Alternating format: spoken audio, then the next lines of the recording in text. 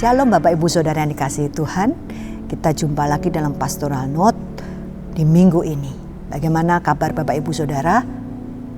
Di tengah-tengah keadaan yang sulit, di tengah-tengah banyak pergumulan yang harus dihadapi, tetap percaya, tetap bersemangat. Andalkan Tuhan. Kita tidak sendiri, masih ada Tuhan yang bersama dengan kita, yang memampukan kita, yang memberi kita kemenangan, yang punya kuasa yang luar biasa untuk menolong kita.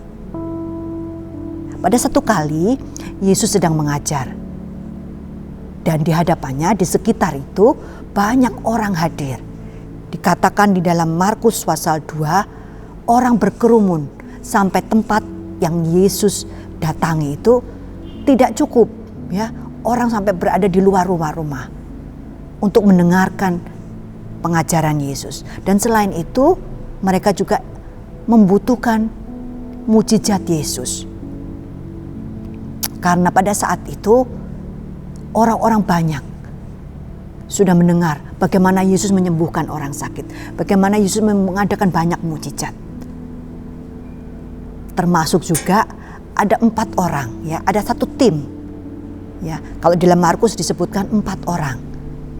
Dia membawa satu temannya. Temannya ini lumpuh. Jadi tidak bisa berjalan dan mereka membawanya bersama dengan tempat tidur. Ya, di atas tempat tidur. Mereka membawanya kepada siapa? Mereka ingin temannya ini berjumpa dengan Yesus, disembuhkan oleh Yesus.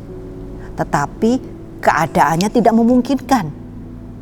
Ya, mungkin berdiri aja susah, apalagi membawa orang yang diusung di atas tempat tidur. Akan lebih susah lagi masuknya. Nah, mereka berusaha sedemikian keras supaya temannya ini bisa bertemu dengan Yesus. Apa yang mereka lakukan? Mereka membuka atap rumah. Kemudian menurunkan temannya ini di atas tempat tidurnya sampai di depan Yesus. Dan usahanya berhasil. Usaha mereka berhasil. Temannya ini kemudian sampai di depan Yesus. Di tengah-tengah banyak orang yang mungkin sulit ya untuk berjumpa dengan Yesus. Tetapi akhirnya orang yang lumpuh ini bisa bertemu dengan Yesus. Apa yang dilakukan oleh 4 orang ini? Dia fokus kepada tujuan yang sama. Bersama-sama memiliki tujuan yang sama. Apa tujuan mereka? Tujuan mereka supaya teman yang lumpuh ini berjumpa dengan Yesus. Setelah itu apa yang mereka inginkan? Mereka mau temannya ini mendapatkan mujizat, mengalami mujizat kesembuhan dari Yesus. Jadi mereka punya tujuan yang sama, fokus kepada tujuan yang sama. Untuk fokus kepada tujuan, mereka harus mengerahkan usaha, ya, bagian yang mereka harus lakukan. Sulit memang membawa orang lumpuh ini datang kepada Yesus, karena begitu banyaknya orang. Tetapi mereka tidak putus asa. Mereka tidak berhenti kemudian meninggalkan teman yang lumpuh ini. Hanya begitu saja. Atau kemudian pulang dan kemudian tidak kembali. Mereka punya tujuan. Dan mereka berusaha sedemikian kuat. Sampai akhirnya dengan usahanya temannya ini bisa berjumpa dengan Yesus. Dan tidak hanya itu saja. Temannya ini juga akhirnya mengalami mujizat Yesus. Jadi 4 orang ini, tim ini juga memiliki iman yang sama. Selain fokus kepada tujuan yang sama, mereka juga memiliki usaha bersama-sama. Mereka juga memiliki iman yang sama. Ya, iman percayanya mereka kepada Yesus. Kalau mereka tidak percaya kepada Yesus, mereka tidak akan mungkin membawa temannya ini kepada Yesus. Mereka punya iman yang sama, bahwa Yesus sanggup menyembuhkan temannya. Ya, ayo kita bawa bersama-sama teman kita ini kepada Yesus. Yesus bisa menyembuhkan. Ya, selain punya tujuan yang sama, punya usaha yang sama, punya iman yang sama. Itu yang mereka lakukan. Dan Tuhan bekerja. Tidak hanya secara fisik saja temannya ini disembuhkan. Di dalam Lukas pasal 5 ayat 20, Yesus berkata apa? Ketika dia melihat orang lumpuh ini diturunkan dari atas di depannya. Dia berkata apa? Hai saudara, dosamu sudah diampuni. Yang lumpuh ini, orang lumpuh ini mendapatkan pengampunan dari Yesus. Tidak hanya tubuhnya saja yang kemudian disembuhkan, fisiknya disembuhkan, tetapi dia mendapatkan pengampunan. Dia mendapatkan keselamatan dari Yesus. Itu yang luar biasa. Jadi tujuan mereka, temannya ini disembuhkan.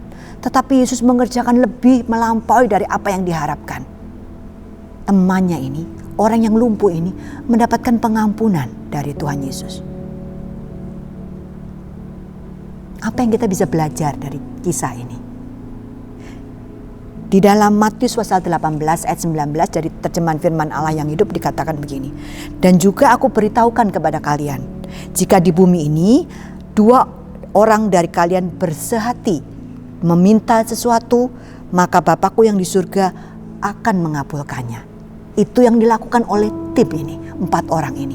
Mereka bersehati, mereka bersama-sama, dan kemudian mujizat Tuhan terjadi. Janji Tuhan digenapi. Di sekitar kita ada banyak orang yang membutuhkan Yesus. Mereka membutuhkan mujizat kesembuhan yang dari Yesus. Mereka membutuhkan pertolongan jalan keluar dari Yesus. Bagaimana dengan kita, orang percaya? Mari kita bersama-sama membawa mereka. Bahkan itu mungkin anggota keluarga kita. Orang-orang yang kita kasihi. Orang-orang yang terdekat dengan kita, yang ada di sekitar kita, orang-orang yang satu pekerjaan dengan kita, orang-orang yang mungkin tinggal di sekitar kita. Mereka membutuhkan Yesus, mereka membutuhkan mujizat Yesus, mereka membutuhkan pengampunan dari Yesus, keselamatan dari Yesus. Apakah kita bisa bersama-sama berdoa buat mereka? Apakah kita bisa bersama-sama membawa mereka kepada Yesus? Dengan sehati, dengan kebersamaan, dengan usaha yang menjadi bagian yang harus kita lakukan. Kita membawa mereka kepada Yesus. Dan dengan iman, kita percaya mujizat juga disediakan untuk mereka. Pengampunan juga tersedia buat mereka, menjadi milik mereka. Jadi mari kita lihat di sekitar kita. Mungkin saat-saat ini Bapak Ibu Saudara berdoa buat rekan-rekan kita, anggota-anggota kita, teman-teman kita, rekan satu komsel kita yang membutuhkan mujizat dari Yesus. Mari kita bersehati berdoa, bersama-sama berdoa, bersekutu bersama. Di dalam kebersamaan ada mujizat Tuhan dinyatakan. Biarlah pengalaman mujizat Tuhan tidak hanya dialami oleh orang lumpuh ini, tetapi juga dialami oleh kita semua, oleh orang-orang yang kita kasihi. Bersama-sama kita membawa mereka kepada Yesus. Bersama-sama kita memohonkan doa sehati kepada Yesus. Dan kita percaya dengan iman Yesus sanggup melakukan mujizat. Selamat menjadi saksi-saksi Yesus. Tuhan Yesus memberkati.